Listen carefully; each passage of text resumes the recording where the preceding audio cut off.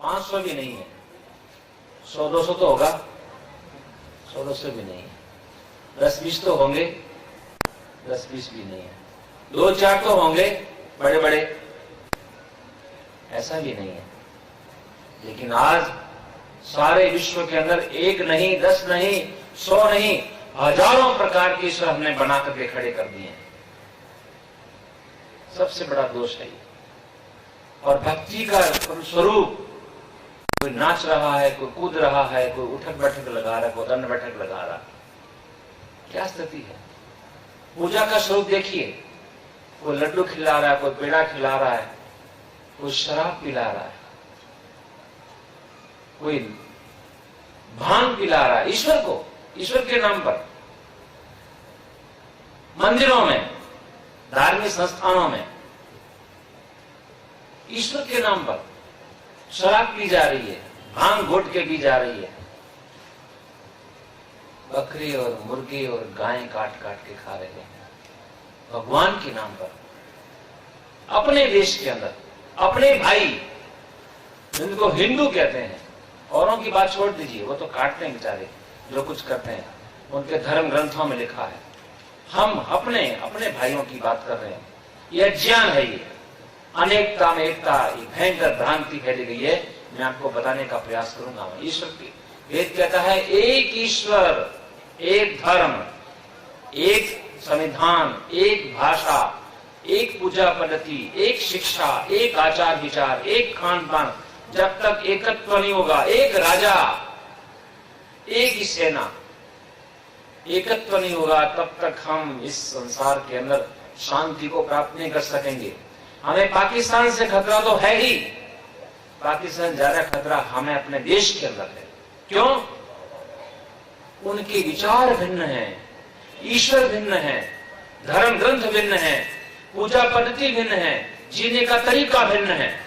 जहां भेद होता है वहां विरोध होता है, वहां द्वेष होता है, निंदा चुगली होती है, झगड़े होते हैं, लड़ाई होती है, युद्ध होता है, मारकाट होती है, आतंकवाद फैलता है। इसलिए विरोध नहीं होना चाहिए। आजादी के बाद में एकता के लिए वैदिक दृष्टिकोण से कोई विशेष प्रयास नहीं किया गया है। जब तक एकता नहीं होगी तब तक हम सुख शांति की नींद नहीं ले सकेंगे। पता नहीं आज के अखबार में क्या आया है, कहां उपद्रव हुआ है, कहां बम फूट गया है, कहां आतंकवादी आ गए हैं। अनुभव संगच्छध्वंसम वदध्वं, हम कौन करेगा? हम ही तो करेंगे। हम ही ने देश के विश्व के टुकड़े कर दिए हैं।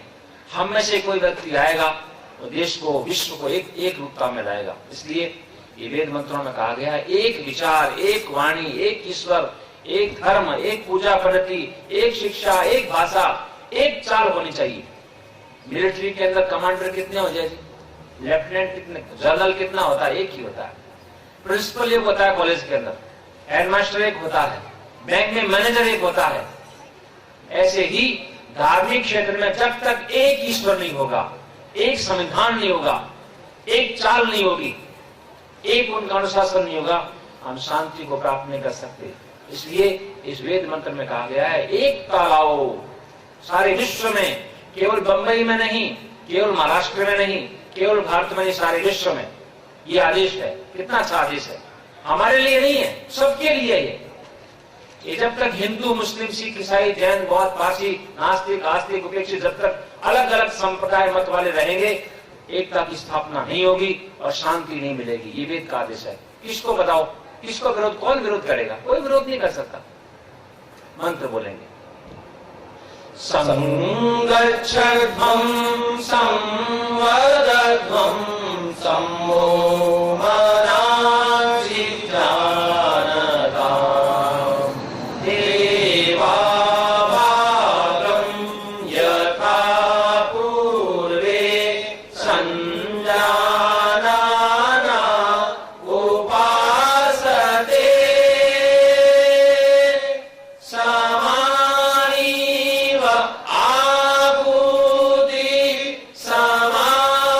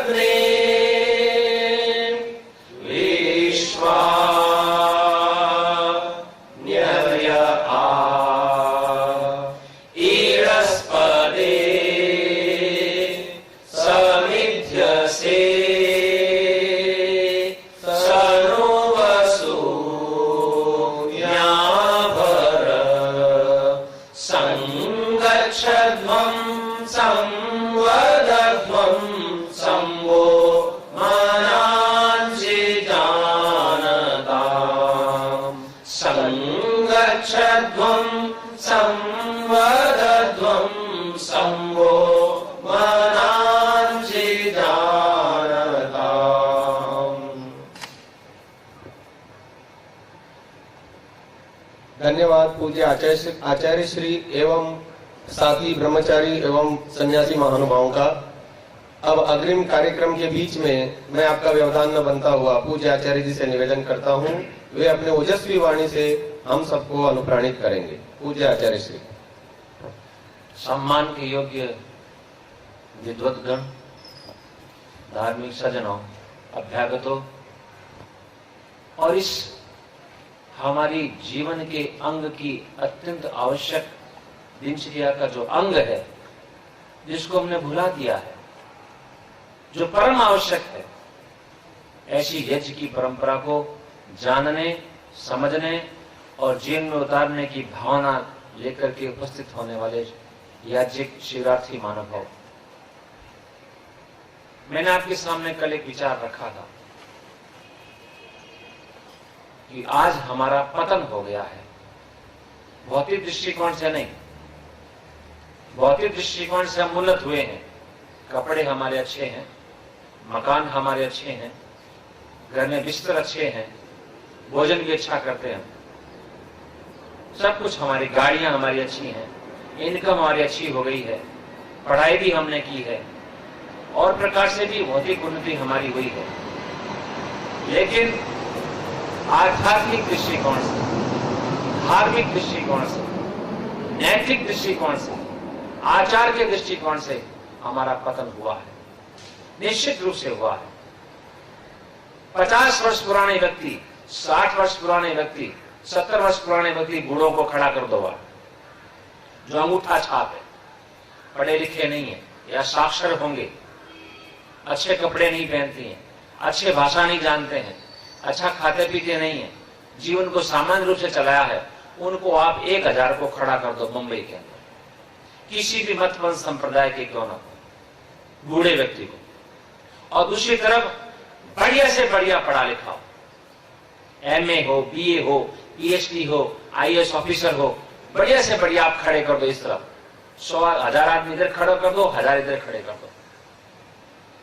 अनुभव ईश्वर की दृष्टिकोण से, आध्यात्मिक दृष्टिकोण से, धार्मिक दृष्टिकोण से, नैतिकता के दृष्टिकोण से, आचार के दृष्टिकोण से, राष्ट्र के लिए, समाज के लिए, परिवार के लिए, विश्व के लिए जितने कल्याणकारी, लाभकारी वो हैं, उनका जीवन पवित्र है, शांत है, गंभीर है, संयमी है, तपस्वी है, त्यागी है, विनम्र है, सरल है, सेवाभावी है, जो वो मिलेंगे ये व्यक्ति नहीं मिलेंगे। मैं निश्चित रूप से कहता हूं। क्यों?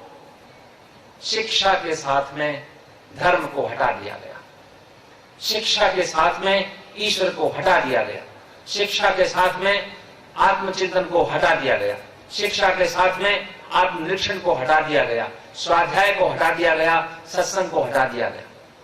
इसका परिणाम ये निकला, ये MA, BA, PhD, डॉक्टरेट की उपाधि प्राप्त किए हुए, अच्छी भाषाएं उनकी, अच्छी डिग्रियां हैं, अच्छे कपड़े पहनते हैं, अच्छी गाड़ियों में घूमते हैं, अच्छी उनकी पगार है,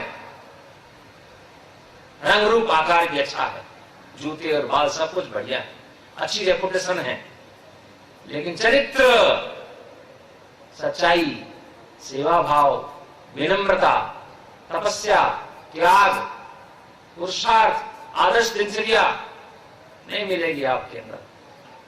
मैं समाधि की और ध्यान की, पूजा की, विनम्रता की और सहयोग की भावना तो छेड़ता नहीं विषयों। दिनचर्या ठीक नहीं उनका, खान पान ठीक नहीं है, व्यवहार में सरलता नहीं है, सेवा भावना नहीं है, तपस्या नहीं है, ये कमियां हैं, बस ये आध्यात्मिक कमी है। इन चीजों के बिना हम सुखी नहीं हो सकते। कितनी डिग्रियां प्राप्त कर लो, कितने धन संपत्ति को इकट्ठे कर लो, इसका कारण धर्म की कमी और ईश्वर विश्वास की कमी, भक्ति की कमी, ये हमारी कमी। हम ऐसा मानते हैं, मैंने जो अध्ययन किया है अब तक, आज मनुष्य में कोई कमी है, ये कमी है उसने ईश्वर को छोड़ दिया है। सारा संसार मिल जाए, सारे संसार का राजा क्यों न बन जाए, लेकिन जो व्यक्ति ईश्वर को छोड़ देता है तो उसका विनाश हो जाता है। आपको उदाहरण देखना है, विदेशों को देख लीजिए। सामान्य व्यक्ति की बात दूर रही, सामान्य व्यक्ति की बात दूर रही, देश के बड़े बड़े देशों के प्रधानमंत्री, राष्ट्रपति, ध्यान देना मेरी बातों को, मैं नाम नहीं लूंगा, अनेकों राष्ट्रों के, यूरोप के राष्ट्रों के, अमेरिका के राष्ट्रों के, अफ्रीकन राष्ट्रों के, एशिया के राष्ट्रों के, ऐसे ऐसे राष्ट्राध्यक्ष मिलेंगे, प्रधानमंत्री मिलेंगे, राष्ट्रपति मिलेंगे, मिनिस्टर्स मिलेंगे, चरित्रहीन अमेरिका का मिलेगा। भूल गए आप? नहीं भूले होंगे। इटली का मिलेगा, इंग्लैंड के मिलेंगे, अफ्रीका के मिलेंगे, यूरोप के देशों के मिलेंगे। राष्ट्रपति बन करके, प्रधानमंत्री बन करके व्यभिचार से लिप्त, बलात्कार करने वाले, हमारी संस्कृति में यह नहीं है।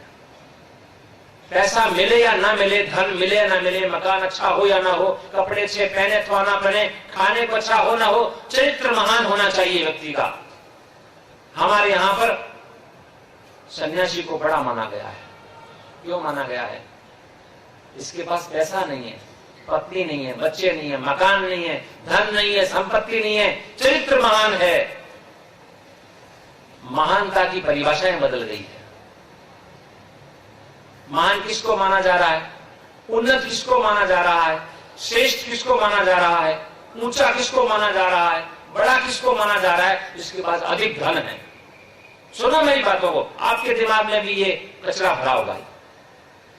आपके दिमाग में भी ये है, जिसके पास अधिक धन है, अधिक बड़ा मकान है, अधिक अच्छे कपड़े पहनते हैं, अधिक अच्छी गाड़ियां हैं, अधिक अच्छा खाते हैं, अच्छी उनकी इनकम है, वो बड़ा है। नहीं बड़ा, ये चरित्रवान बड़ा है, विद्वान बड़ा है, तपस्वी बड़ा है, सेवाभावी बड़ा है। निकाल दो इन कचरे को, ये पाश्चात्य पद्धति है।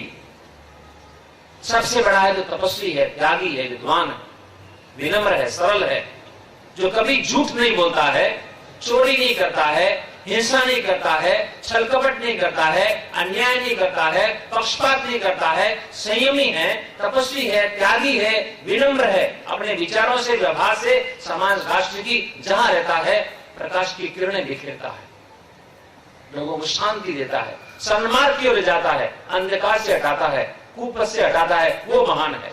चाहे इसके बाद कपड़ा हो या ना हो, लंगोटी मार के रहता हो। भूल गए हम ऋषियों को, हमारी दृष्टि बदल गई है, दृष्टि हमारी बदल गई। विचार के बदल जाने से व्यक्ति का जीवन बदल जाता है। महाभारत के काल में, रामायण के काल में ये दो ही आंखों थी उस समय रहने वालों के। भगवान राम के, भगवान कृष्ण के दो ही आंखें थी, चार आंख नहीं थी, चार हाथ नहीं थे, उतनी हड्डियां थी, वैसा ही रंग रूप था। उनके विचार महान थे, महान बन गए। वही सूर्य है, वही पृथ्वी है, वही नदियां हैं, गंगा यमुना, वही फल फूल है। लेकिन हमारे विचार बदलने के कारण, बुद्धि बदलने के कारण आज हमारा विनाश हो गया है। हम गलत विचारते हैं, गलत बोलते हैं, गलत करते हैं। कारण क्या? हमने गलत पढ़ा या पढ़ाया ही नहीं गया। मैं सच कहता हूं, सत्य को स्वीकार करना चाहिए। प्राचीन काल के अंदर जब 5 वर्ष का बच्चा होता था, केवल 5 वर्ष का, उसको घर से निकाल करके गुरुकुल में भेज दिया करते थे। क्यों? माता पिता बच्चे का निर्माण नहीं कर सकते, नहीं कर सकते, नहीं कर सकते, इसे सिद्धांत है। ऋषि कहते हैं कि 5 वर्ष के बच्चे को घर से बाहर भेज दो। किसके पास में? जो तपस्वी हो, विद्वान हो, त्यागी हो, ऐसे व्यक्ति के पास भेजो जो निर्माण कर सके। माता पिता नहीं कर सकते। क्यों? उनके 20 काम होते हैं, वो स्वयं पारिवारिक झंझटों के अंदर लगे होते हैं। धंधा है, व्यवसाय है, मरना है, जीना है, हानि है, लाभ है, मान है, अपमान है, उसका प्रभाव बच्चों में पड़ता है। अध्ययन के काल में 25 वर्ष तक बच्चे को कोई प्रभाव नहीं पड़ना चाहिए, हानि का, लाभ का, दुख का, सुख का, किसी प्रकार का। और आज क्या हो रहा है? घर में रहने वाले बच्चों का निर्माण नहीं होता है, अपेक्षाकृत हॉस्टल में जो रहे उनका निर्माण होता है। ध्यान देना, जो बच्चे हॉस्टल में रहे अधिक तपस्वी होते हैं, विनम्र होते हैं, अच्छी दिनचर्या होती है, संयमी होते हैं, त्यागी भी होते हैं, पुरुषार्थी भी होते हैं। घर में रहने वाला नहीं होता, नहीं कर सकते निर्माण। जो स्वयं बुझा हुआ है, वो दूसरे को क्या जगाएगा? दिया सलाई जब आग लगाती है, अभी आप दीपक जलाएंगे ना, तो दिया सलाई को स्वयं जलना पड़ेगा, तब दीपक में आग लगाएगी। तो माता पिता स्वयं बुझे हैं, स्वयं टीवी के सामने गंदे दृश्यों को देखते हैं, अश्लील कुकृत्यों को देखते हैं, गंदे गाने, गंदे दृश्य, मार काट की चीजें देखते हैं, स्वयं झूठ छल कपट का व्यवहार करते हैं, स्वयं ईर्ष्या द्वेष करते हैं, तो बच्चों का निर्माण कैसे कर पाएंगे? नहीं कर पाएंगे। इसलिए आज विनाश हो रहा है, घर में रहने के कारण हो रहा है। हमारी वैदिक संस्कृति के अंदर बच्चों को घर में रखने का विधान नहीं है। वेद में स्पष्ट मंत्र आए हैं, जो माता पिता बच्चों को घर में रखते हैं उनको दंड दो। नहीं हो सकता निर्माण, आप देखेंगे। इसलिए हमारी वैदिक शिक्षा प्रणाली गुरुकुलीय है। ये मैंने आपको बीच में बात बताई। फिर दूसरी बात, गुरुकुलीय शिक्षा प्रणाली क्यों श्रेष्ठ थी? उसमें ईश्वर को प्रधानता दी जाती थी। 5 वर्ष के बच्चे को कपड़े सारे उतार करके, ये लाल नीले पीले कपड़े बनाने से व्यक्ति विचार करता है मेरा बेटा अच्छा है। 5 वर्ष का बच्चा शाहरुख खान को भी लाल मात कर रहा है। क्या ये श्रृंगार कर रहे हैं? श्रृंगार का विधान नहीं है। 25 वर्ष तक बाल काट देते हैं बच्चे का, लंगोट पहनाते, लंगोटी, नंगा घुमाते हैं उसको, नंगे पांव, सादा भोजन देते हैं उसको, गंदे दृश्य नहीं दिखाते हैं, तपस्वी बनाते हैं, खेत में काम कराते हैं, गायों को चराने का, खेती में करने का, बागवानी करने का, फल फूल लगाने का, तपस्वी बनता है वो, तब राष्ट्र का काम कर सकता है। भिक्षा मंगवाते हैं उसे, ताकि उसके दिमाग में रहे कि मैं सारे राष्ट्र का खा रहा हूं। मैं आज नहीं मान रहे बच्चे, जो MA, BA, PhD, MBBS, MTech, BTech जो कर कुछ कर रहे हैं, ये नहीं मान रहे हैं कि मैं राष्ट्र का खा रहे, जबकि खा रहे राष्ट्र का। गुरुकुल में भिक्षा मांगते थे, भिक्षाम देगी, घर घर में जाते थे। उनका दिमाग बना होता, मैं अपने केवल माँ बाप का नहीं हूं, मैं अपने समाज का नहीं हूं, मैं सारे राष्ट्र का हूं। मैं राष्ट्र की भावना उसके मन में उत्पन्न होती थी। आज वो नहीं हो रही है। घर के अंदर वो कहता है बेटा तो मेरा मारो है बस, और बीजाण नहीं मारी, तुम्हारी सेवा करवानी है बस। इनमें भी राग पैदा होता है, उसमें भी अधिकार की भावना पैदा होती है। ये रोग है हमारा। तो बच्चे को 5 वर्ष की अवस्था में उसको ध्यान कराया जाता था सच्चे ईश्वर का। मैंने कल आपको संकेत किया था, महानुभाव हम सच्चे ईश्वर को नहीं जानते हैं, क्षमा करना मेरे को, बुरा नहीं मानना। मैं आपका दिल दुखाने नहीं आया हूं, मैं आपका अपमान करने नहीं आया हूं, मैं आपको सच्चाई दिखाने आया हूं। इस वेद के अंदर क्या है? हमने वेद छपाए गुजराती, તમે गुजराती વધારે गुजराती છે नहीं है, ये वेद छपाए हमने, पढ़ना इनको, सामवेद यजुर्वेद छपाया हमने। सच्चे ईश्वर का स्वरूप इसमें है। उस 5 वर्ष के बच्चे को ऐसे ध्यानावस्थित होकर के प्राणायाम के माध्यम से मन को रोक करके 5 वर्ष के बच्चे को समाधि लगा। बूढ़े 60 वर्ष के बच्चों की बात नहीं की जा रही है। समाधि लगाने से व्यक्ति बलवान होता है, विद्या अधिक पढ़ता है, धन अधिक कमाता है, पुरुषार्थी बनता है, तपस्वी बनता है। 5 वर्ष के बच्चों को कहते थे ईश्वर का साक्षात करना है, तेरे को समाधि लगानी है। ये समझते हैं अभी तो 60 ही वर्ष हुए हैं। ये मंगल भाई विचारते हैं अभी तो तगड़ा हूं मैं, बड़ा थोड़ा और बूढ़ा हो जाऊंगा तब मैं ध्यान लगाऊंगा। मैं 5 वर्ष के बच्चे को ध्यान लगाया जाता था योगियों की तरह। और हम ध्यान का कितने व्यक्ति हैं जी जो बैठ करके एकांत स्थान के अंदर ईश्वर से प्रार्थना करते हैं, परमेश्वर आपका धन्यवाद। नहीं करते हैं लोग, महाकृतज्ञ हो गए हम महानुभाव। आज मैं आपको चलो बताऊंगा मैं ईश्वर का ध्यान कैसे करते हैं। 5-7 मिनट लगेंगे, ध्यान दो। ईश्वर का ध्यान अकेले होता है, पत्नी के साथ में नहीं, पति के साथ में नहीं, अकेले होता है। समूह में तो गीत गाए जाते हैं, भजन गाए जाते हैं, नारे लगाए जाते हैं। भजन जो है अकेला होता है। पत्नी को साथ के बैठा के करेगा, भजन नहीं होगा। एकांत स्थान में, मौन स्थान हो, गंभीर हो, शांत हो, प्रसन्न हो, स्वच्छ हो, आसन लगा के कम कपड़ों में, जितने कम कपड़े अच्छा है। ईश्वर का ध्यान करने के लिए सब कुछ भुलाना पड़ता है उस काल में। आप आधा घंटा ध्यान करते हैं, संसार की कोई वस्तु दिमाग में आनी नहीं चाहिए। अपनी फैक्ट्री नहीं, दुकान नहीं, ऑफिस नहीं, मित्र नहीं, साथी नहीं, माँ नहीं, बाप नहीं, पति नहीं, पत्नी नहीं, बेटा नहीं, धन नहीं, संपत्ति नहीं, किसी की भी स्मृति नहीं आनी चाहिए, तब ध्यान होता है। और चलिए आगे, शरीर की भी नहीं। जो विचार करेगा मैं इतना लंबा चौड़ा हूं, मेरा नाम ये है, इतना भार है मेरा, इतना MA BA PhD हूं मैं, इतना धन है मेरा, ये रंग रूप है, उसका ध्यान नहीं होगा। सुन लेना मेरी बातों, पकड़ में आए तो पकड़ लेना, तो कोई बात नहीं। ध्यान होता है एकांत में, नाम को और शरीर को भुला करके। नाम को भी भुलाना पड़ता है, तो क्या याद रखना पड़ता है? मैं आत्मा हूं। ध्यान देना, मैं आत्मा हूं, शरीर नहीं हूं मैं। इस शरीर के अंदर हृदय में रहता हूं मैं। आंखों से देखता हूं, कानों से सुनता हूं, नाक से सूंघता हूं, मुंह से बोलता हूं, खाता हूं, पांव से चलता हूं, हाथ से पकड़ता हूं, मन से विचारता हूं, बुद्धि से निर्णय लेता हूं। ये सारे मेरे अवयव हैं, पार्ट हैं, मेरे साधन हैं।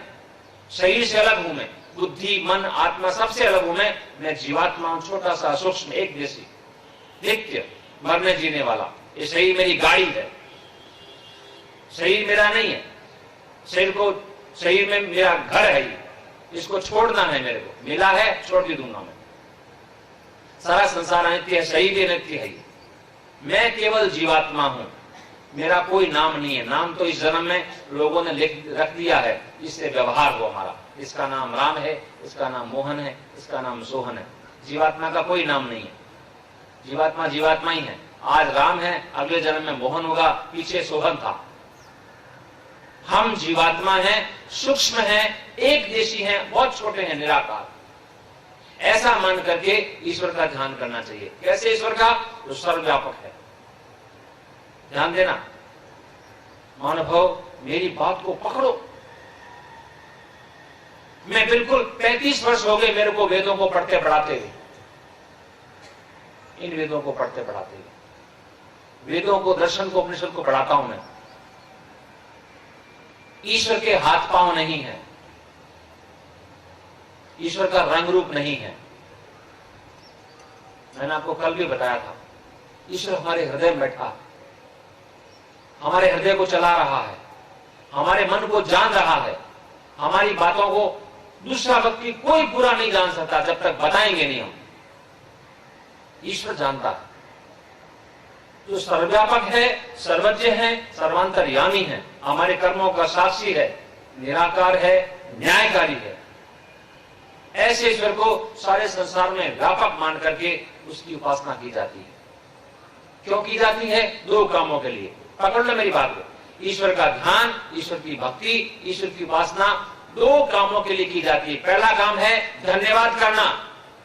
हे परमेश्वर, आपकी कृपा से हमें अच्छा शरीर मिला है, अच्छा रंग रूप मिला है, अच्छे माता पिता मिले, अच्छी बुद्धि मिली, अच्छा आकार मिला हमको।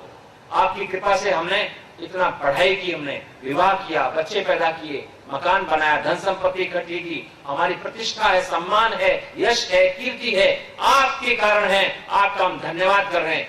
उपासना का, ध्यान का, भक्ति का आधा भाग है धन्यवाद करना। जो धन्यवाद नहीं करता है महामूर्ख आदमी, कृतज्ञ है वो। आधा भाग है धन्यवाद करना। आधा भाग क्या है? आधा भाग है जो कमी है हमारे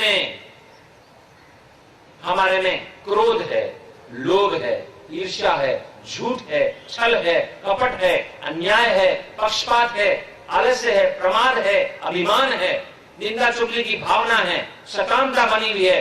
उन गुणों को और अवगुणों को दूर करना और गुणों को प्राप्त करने की प्रार्थना करना, ये उपासना का दूसरा भाग। हम मानते नहीं है। सच पूछो, मैं मेरी बातों को बुरा नहीं मानना। कल मैंने बताया था, हमारे में जो कमियां हैं, सारी कमियों को दूर कर सकता है ईश्वर, बहुत जल्दी कर सकता है। हम चाहे कामी हैं, चाहे क्रोधी हैं, चाहे लोभी हैं, चाहे ईर्ष्यालु हैं, चाहे अहंकारी हैं, चाहे स्वार्थी हैं, विषय भोगी हैं, सारी कमियों को परमपिता परमात्मा जादू की तरह समाप्त कर सकता है। हम प्रार्थना ही नहीं करते हैं, हम इन दोषों को बुरा ही नहीं मानते हैं। आज से तो ये है, झूठ को ठीक मान रहे हैं, आज काम क्रोध लोभ मोह को अच्छा मान रहे हैं, तो वो होना ही चाहिए। सारे एक एक सिक्के पे लिखा है, एक एक नोट पे लिखा है, क्या लिखा है? सत्यमेव, पढ़ा ना आपने? सत्यमेव जयते। और यहां दिमाग में क्या बैठा हुआ है? असत्यमेव जयते। लोगों के दिमाग में आज बैठ गया है, जब तक मैं झूठ नहीं बोलूंगा, चोरी नहीं करूंगा, मिलावट नहीं करूंगा, हेराफेरी नहीं करूंगा, रिश्वत दूंगा नहीं, चालाकी नहीं करूंगा, तब तक मेरे को धन नहीं मिलेगा, भूखा मर जाऊंगा, बेमौत मर जाऊंगा, अकाल मर जाऊंगा मैं। ये भावना बन गई है। जबकि वेद कहता है सत्य बोल करके, धर्माचरण करके आप लखपति नहीं, करोड़पति नहीं, अरबपति नहीं, सारे पृथ्वी के राजा बन सकते हैं। लेकिन हमारा दिमाग उल्टा हो गया। आज हमारा दिमाग ये बनता है, जब तक चोरी नहीं करेंगे, झूठ नहीं बोलेंगे, छल कपट नहीं करेंगे, हेराफेरी नहीं करेंगे, तब तक धन नहीं मिलेगा। और धन नहीं मिलेगा तो कीड़े मकोड़े की तरह, दरिद्री की तरह जीवन बिताना पड़ेगा।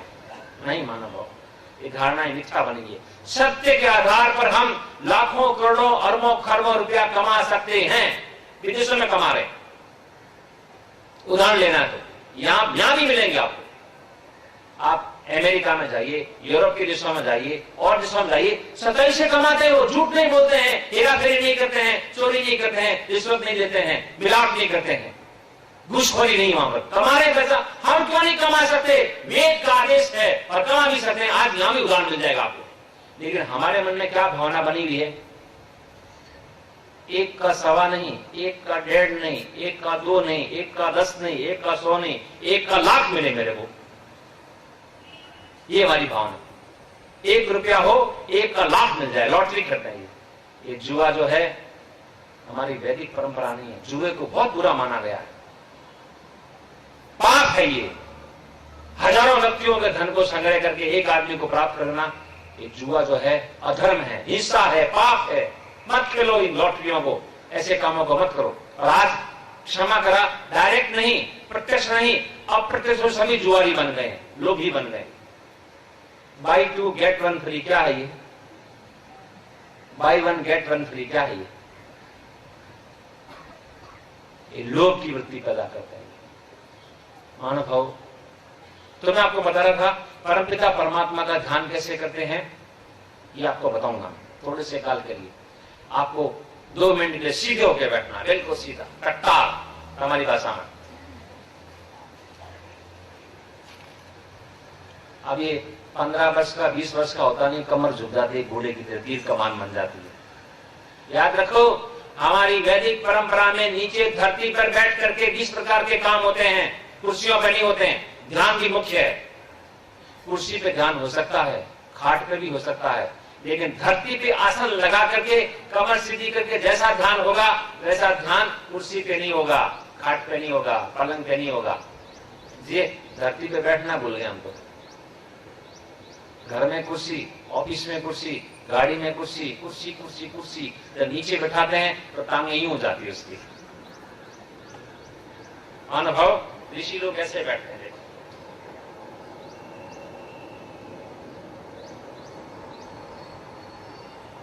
ऐसे दोनों घुटने लगे होते हैं, ऐसे ऐसे सरल भोजन के पाचन के लिए, ध्यान के लिए, रक्त संचार के लिए, ज्ञान विज्ञान के विकास के लिए हर दृष्टिकोण से सीधा होकर बैठना अच्छा है। भोजन भी बैठ के करना चाहिए, ध्यान भी बैठ के करना चाहिए, चर्चा भी बैठ के करनी चाहिए। हमारे अनेकों काम अच्छी प्रकार से, प्रवचन भी इस प्रकार करना चाहिए। खड़े खड़े प्रवचन देने वाले राजनेता लोग होते हैं। उपदेश और व्याख्यान और प्रवचन बैठ करके होता है, शांति से। खड़े होने में चंचलता है, हिलने डुलने में चंचलता है। विदेशों में देखा मैंने, उपदेश करते धर्म उपदेश, चलते दौड़ते पड़ते, उधर जाएगा, उधर जाएगा, उधर जाएगा, उधर जाएगा, उधर जाएगा, उपदेश नहीं होता। इसलिए ध्यान अवस्थित के लिए व्यक्ति को बैठना, आसीन संभवात, दर्शनकार कहते हैं, एकांत स्थान में बैठ करके ध्यान करना चाहिए, सीधे हो गए। अब क्या करना है? दूसरा काम, पहले ये विचारना है कि मैं आत्मा हूं। जब ध्यान करते हैं तो संसार की कोई भी वस्तु, कोई भी क्रिया, कोई भी घटना, कोई भी व्यक्ति दिमाग में नहीं आना चाहिए। यदि आप विचार करेंगे, अभी इस समय जब मैं ध्यान करा रहा हूं, आप विचार करेंगे मैं न्यू माणिकलाल में बैठा हूं, मेरे आगे वो बैठा है, मेरे ये कपड़े पहने हुए हैं, और ये 9 बजे का 8 बजे का समय है, ये जी का आयोजन हो रहा है, ऐसे दिमाग करेंगे तो कुछ नहीं होने वाला, सब बेकार है। तो क्या विचारना है? कुछ नहीं, यहां पर सबको प्रलयावस्था में पहुंचा देना चाहिए। मैं आत्मा हूं, अपना नाम भी बुला दो, मैं आत्मा हूं और ईश्वर सर्वव्यापक है, सर्वज्ञ है, न्यायकारी है, ज्ञान का भंडार है, आनंद का भंडार है, शक्ति का भंडार है, दया का भंडार है। मैं अभी उससे जो मेरे में कमियां हैं वो मांगूंगा। मैं क्या कमी है? आनंद। कल्पना कीजिए, आज आपको आनंद का जप कराता हूं। हमारे पास आनंद नहीं है, सुख नहीं है, शांति नहीं है, संतोष नहीं है, तृप्ति नहीं है, निर्भीकता नहीं है। तो आज हम ईश्वर के अंदर गुण है आनंद, वो आनंद गुण को लेकर के हम ईश्वर का ध्यान करिए। परमेश्वर, मेरे जीवन में आनंद नहीं है, अर्थात शांति नहीं है, संतोष नहीं है, तृप्ति नहीं है, सत्य नहीं है, परोपकार नहीं है, तपस्या नहीं है, त्याग नहीं है। इन गुणों को पैदा करो और मेरे को आनंदित बनाओ। हर समय, हर पल, हर स्थिति में, हर कहीं, हर व्यक्ति के पास में मैं रहूं तो हर समय आनंद में रहूं, मैं कभी दुखी न हो, मैं ऐसी स्थिति मेरी बनाओ। ये मन में प्रार्थना करनी है। अब आंखें बंद कर लेंगे, कुछ नहीं विचारना है। कौन से कपड़े पहन रखे हैं, पड़ोस में कौन है, मेरा रंग रूप क्या है, मेरा नाम क्या है, बुलाने का प्रयास करेंगे। परमपिता परमात्मा हमारे अंदर है, बाहर है, दाएं है, बाएं है, ऊपर है, नीचे है, हमको देख रहा है, सुन रहा है, जान रहा है। जैसे आप मुझे देखते हैं, मैं आपको देखता हूं, वैसे ही परमपिता परमात्मा सर्वव्यापक होने के कारण, सर्वज्ञ चेतन होने के कारण हमको देख रहा है। वो ज्ञान का भंडार है, आनंद का भंडार है, शक्ति का भंडार है। उससे हम प्रार्थना करेंगे आनंद की। एक बार मैं बोलता हूं, उसी प्रकार आपको बोलना है। ओ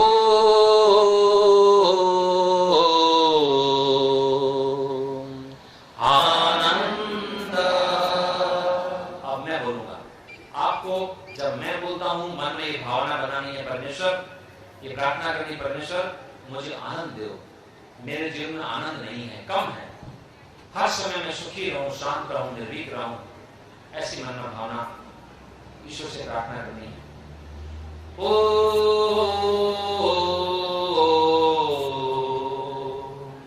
आनंद बोलिए।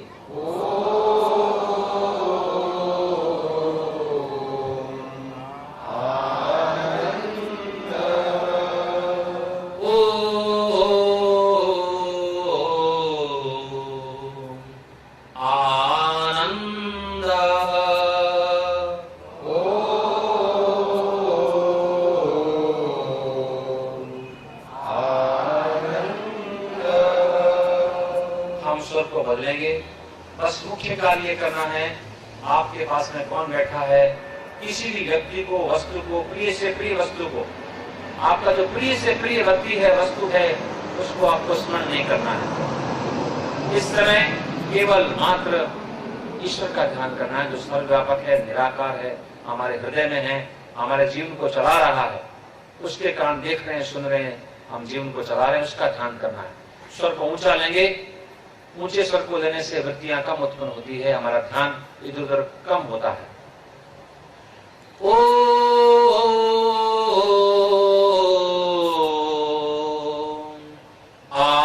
आनंद बोलिए।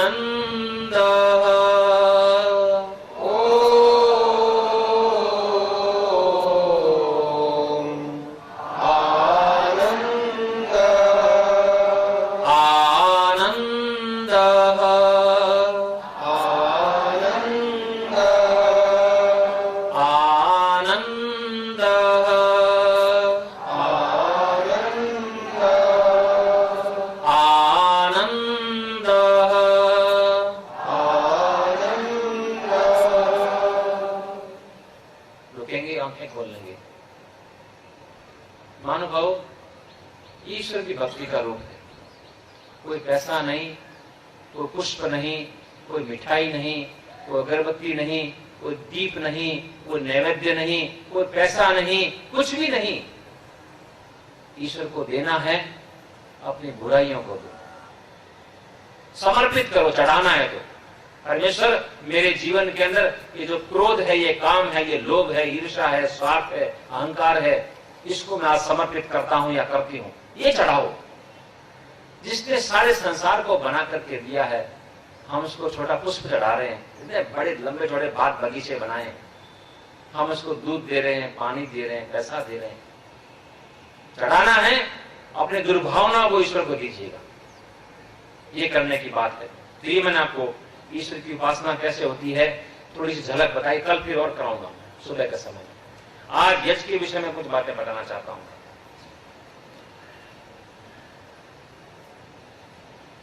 यज्ञ क्या है? अनुभव, इस यज्ञ से भौतिक लाभ तो होते ही हैं, आध्यात्मिक लाभ भी होते हैं। वो क्या होते हैं आपको बताऊंगा। आध्यात्मिक लाभ समझ में नहीं आते हैं तो ये केवल मात्र लकड़ फूंक तमाशा हो जाता है, बस लकड़ फूंकने वाला। आध्यात्मिक लाभ क्या है सुनिए आप। इस यज्ञ को करते हैं तो हम ओम शब्द का उच्चारण करते हैं सबसे पहले, हर एक मंत्र के आगे। ओम अग्नये स्वाहा, ओम सोमाय स्वाहा, ओम प्रजापते, ओम ओम बोलते हैं। ये ओम कौन है? हमारे जीवन का आधार है।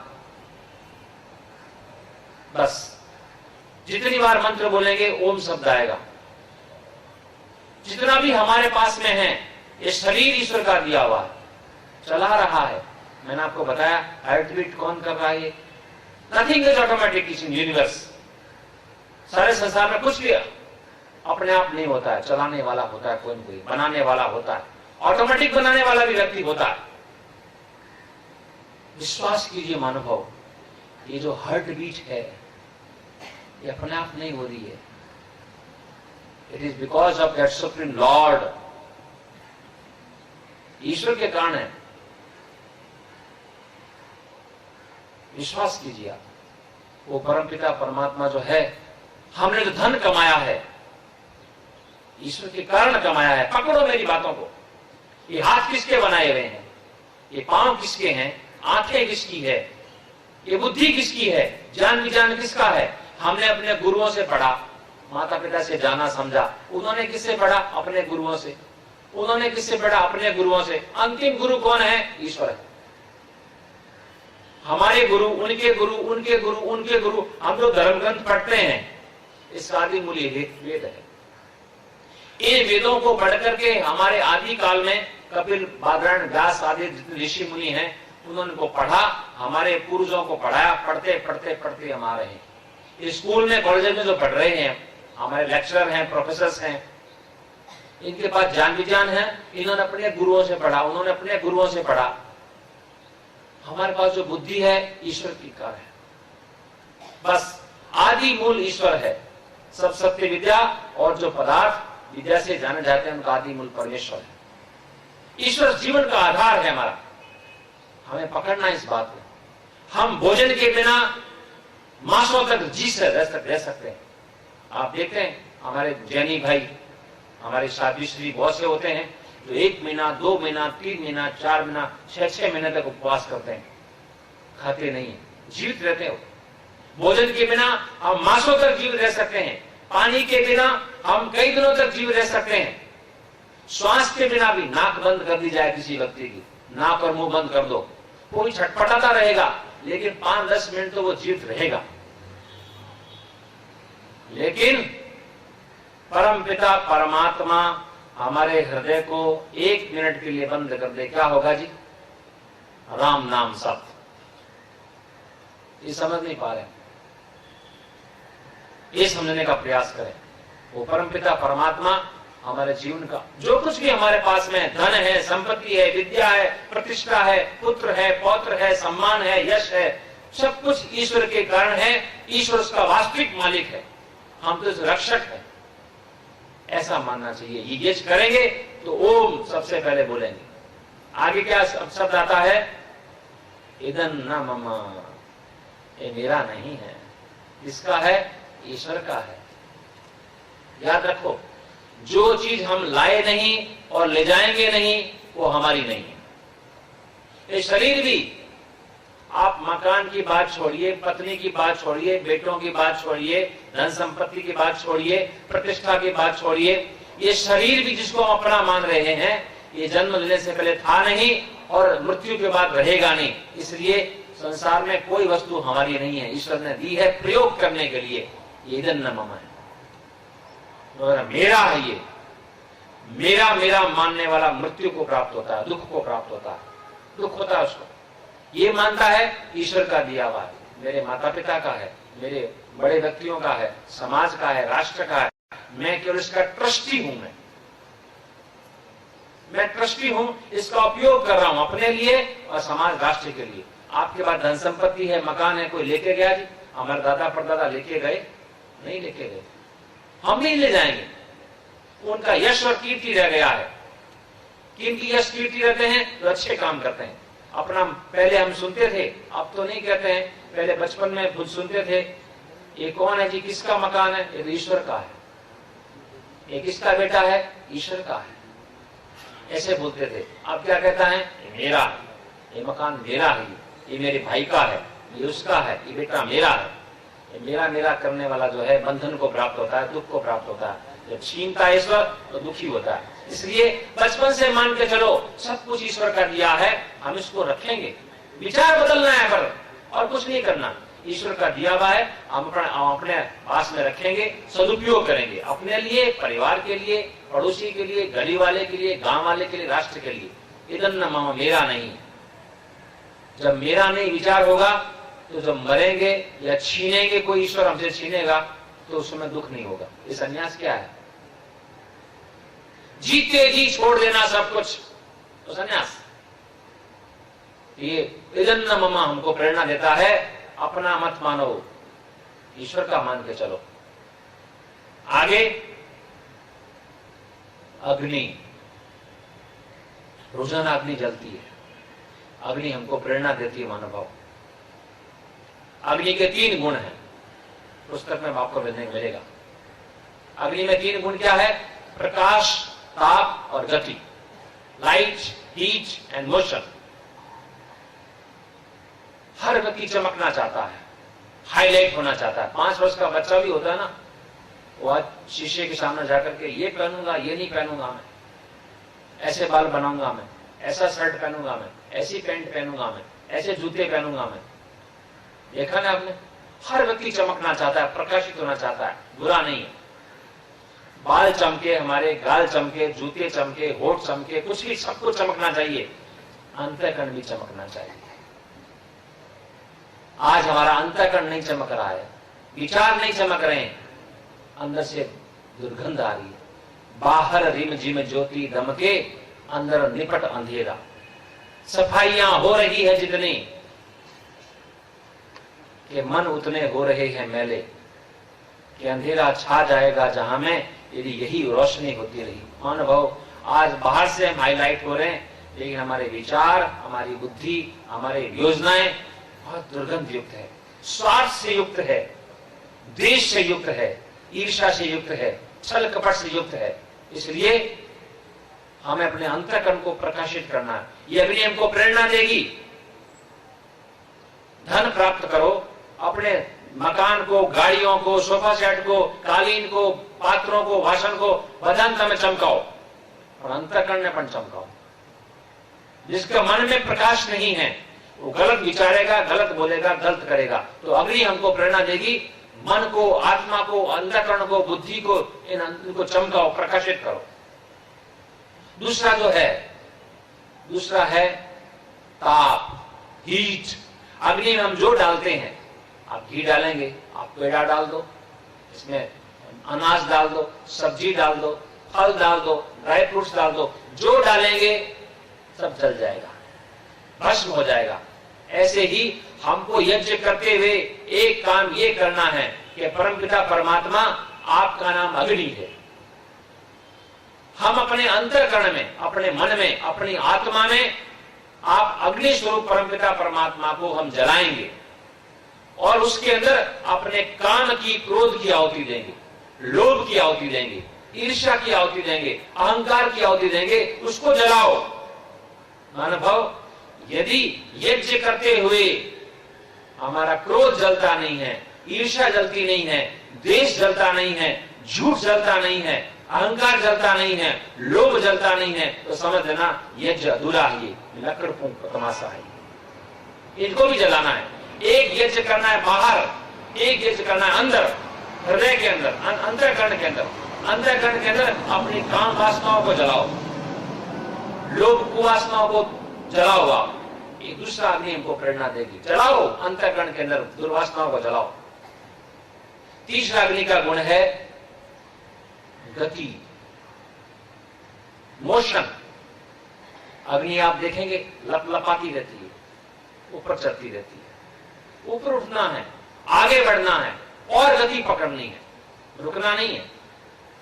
व्यक्ति क्या होता है, जीवन पथ पर चलते हुए लोगों को लोग धोखा देते हैं। आपके जीवन में भी होता होगा, हर व्यक्ति के साथ होता है। धोखा देते हैं, झूठ बोलते हैं, छल कपट करते हैं, लोग हमारे साथ अन्याय करते हैं, पक्षपात करते हैं, निंदा चुगली करते हैं, मिथ्या आरोप लगाते हैं।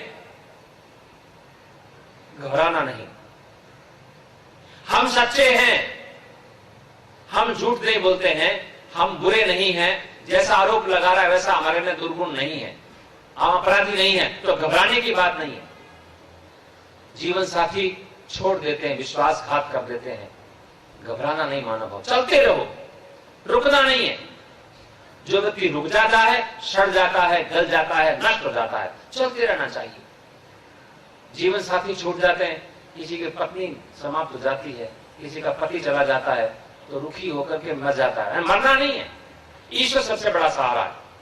चलते रहो, आगे बढ़ते रहो, रुकना नहीं है। ये अग्नि को प्रेरणा देगी और ऊपर उठो, संतोष मत करो।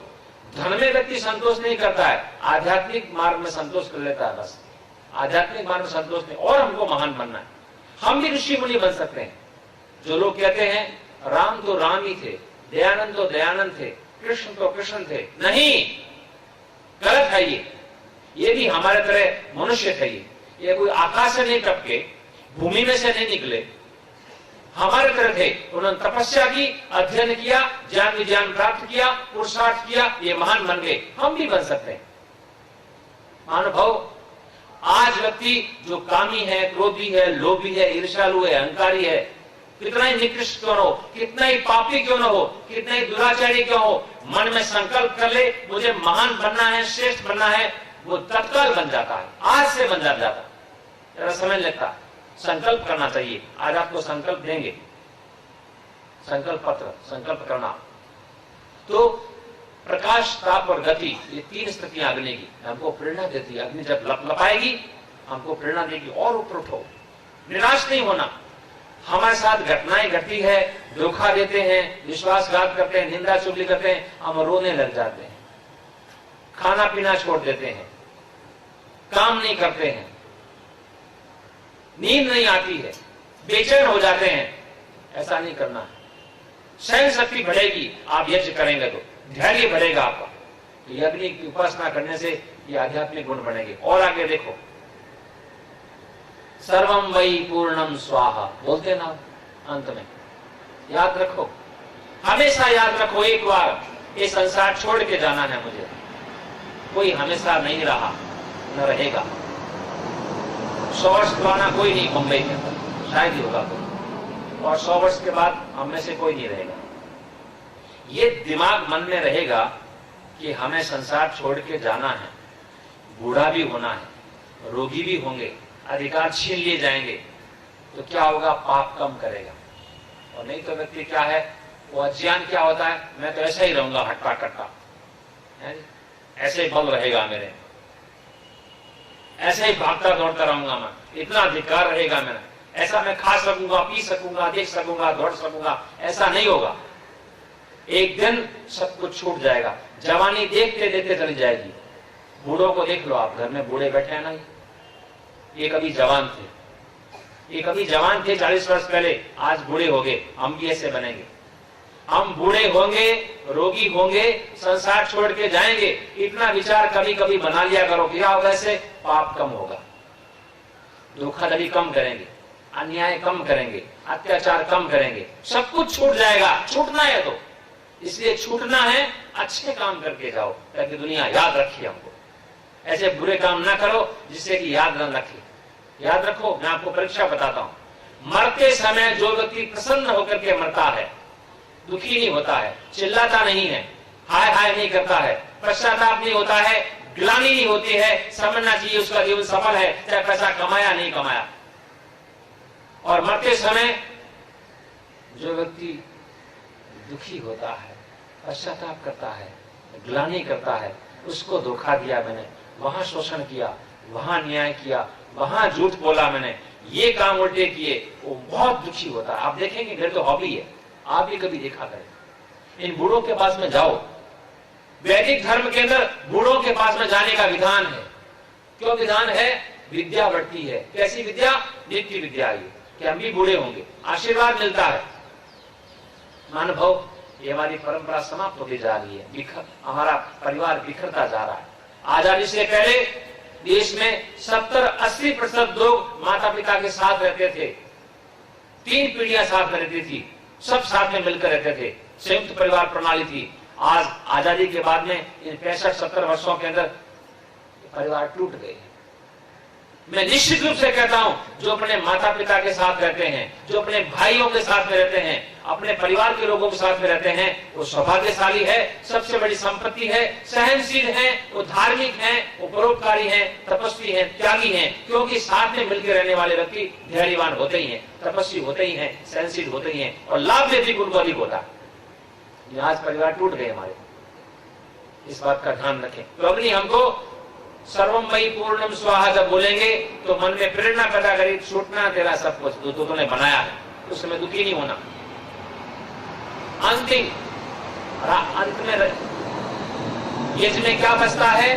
राख। देखते ना, अब आप देखेंगे अंत में राख बचेगी, ये हमारी राख भी बचेगी। ये राख भी हमको प्रेरणा देगी कि अंत में तेरी राख होनी है। इसलिए सचेत हो जा, सावधान हो जा, मूर्ख बनकर के, अज्ञानी बन के, भोला बन के पाप मत कर। अगला जन्म भी है तेरा। हमारे दिमाग में ये भी एक नास्तिकता का प्रमाण है। हम भूल जाते हैं कि अगला जन्म भी है, हम भूल जाते हैं पिछला जन्म भी था। हम मानते हैं तो यही जीवन है। ये पाश्चात्य प्रणाली है। जो अवैधिक धर्मी है, नाम नहीं लूंगा मैं, वो मानते हैं वो एक ही जन्म होता है। हम क्या कहते हैं? हम कहते हैं लाखों करोड़ों वर्षों से हम जन्म लेते आए हैं, आगे भी जन्म लेते रहेंगे जब तक मुक्ति नहीं होगी। इसलिए सचेत हो जाओ, सावधान हो जाओ। ये यज्ञ, ये अग्नि हमको प्रेरणा प्रदान करती है। महानुभाव, सचेत हो जाए इससे। आगे शब्द आता है स्वाहा, उसका भी अर्थ बता देता हूं आपको। इस स्वाहा शब्द का अर्थ क्या है? स्वाहा शब्द का यह नहीं है कि अग्नि लकड़ी ली और उसमें डाल दी, घी लिया और डाल दिया, सामग्री हाथ में डाली और डाल दी। ये तो स्वाहा का बहुत छोटा सा शब्द है, अर्थ है। दूसरे अर्थ बताता हूं मैं। सु आह स्वाहा, दो शब्द मिलते हैं, सु और आह। सु कहते हैं सत्य बोलो, तो यज्ञ करता है झूठ बोलता है, यज्ञ नहीं कर रहा है, पाखंड कर रहा है, वो छदमी है। वो पकड़ लेना मेरी बात को, करना तो करना, नहीं करो कोई बात नहीं, हम पाखंड नहीं फैलाएंगे। माला फेर रहा है, मंदिर में जा रहा है, तिलक लगा रहा है, छापा कर रहा है, अपने आप को धार्मिक मान रहा है। सु आह स्वाहा, हे परमेश्वर मैं सत्य बोलता हूं, सत्य बोलने का प्रयास करता हूं, मेरे को शक्ति दो, साहस दो, बल दो, मैं सत्य ही बोलूं, सत्य ही लिखूं, सत्य ही मानूं, सत्य पे चलूं मैं। इस स्वाहा शब्द का पहला अर्थ है। दूसरा अर्थ स्वम वाक आह, जो मन में है वही बोलो। जो व्यक्ति जैसा मन में है वैसा नहीं बोलता है वो झूठा है, वो छदमी है, धोखेबाज है, वो चालाक है। ऐसे व्यक्ति को शांति नहीं मिलती है। तो दूसरा स्वाहा का अर्थ है जो मन में है वही बोलो, वैसा ही विचारो, वैसा ही करो।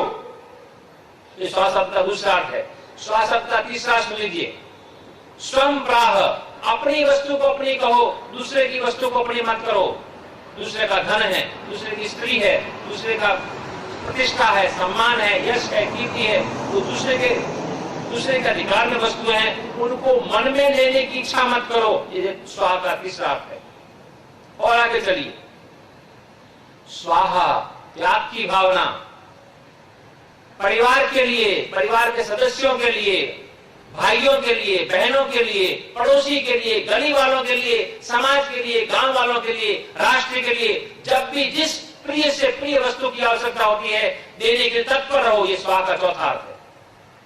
ये आज हमने कल मनाया था ना, व्यक्तियों का जिन्होंने अपने जीवन का आहुति कर दिया, याज्ञिक थे बहुत बड़े, उन्हें घबराए नहीं है कि हमारा प्राण निकल जाएंगे।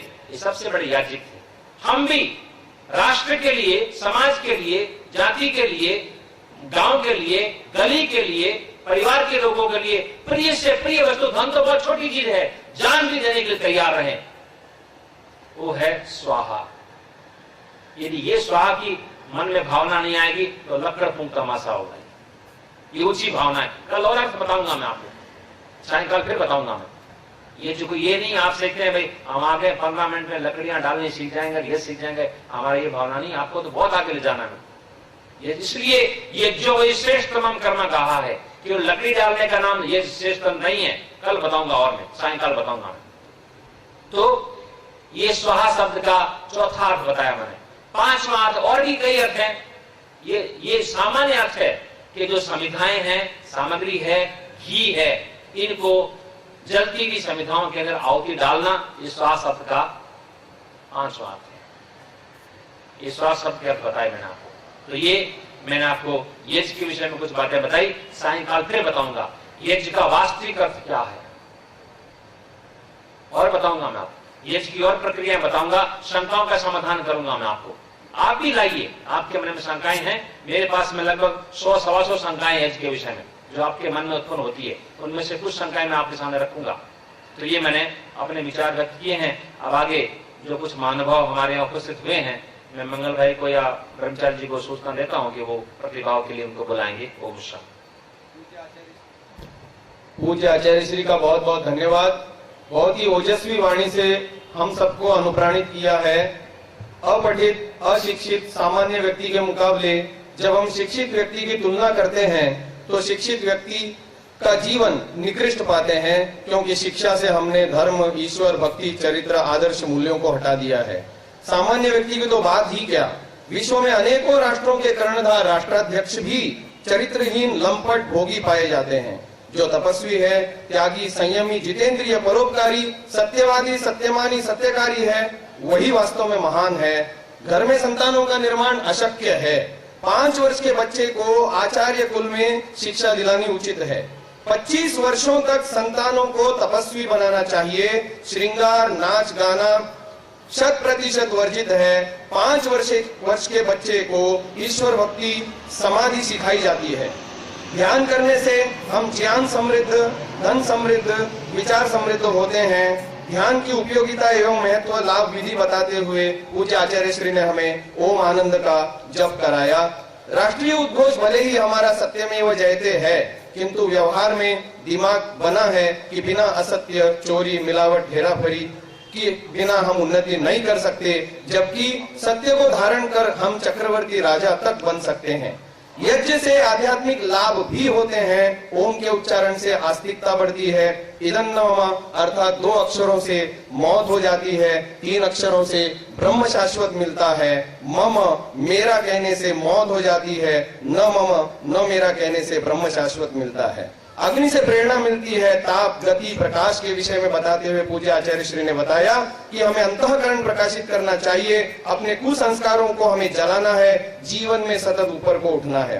राग हमें प्रेरणा देती है, ये शरीर, धन, सगे संबंधी सब कुछ हमें छोड़ के जाना है। मरते समय जो व्यक्ति प्रसन्न, संतुष्ट और निर्भीक है, उसका जीवन सफल है, तथा जिसका जीवनांत पश्चाताप युक्त, चिंतित, शोकग्रस्त है, उसी का जीवन विफल है।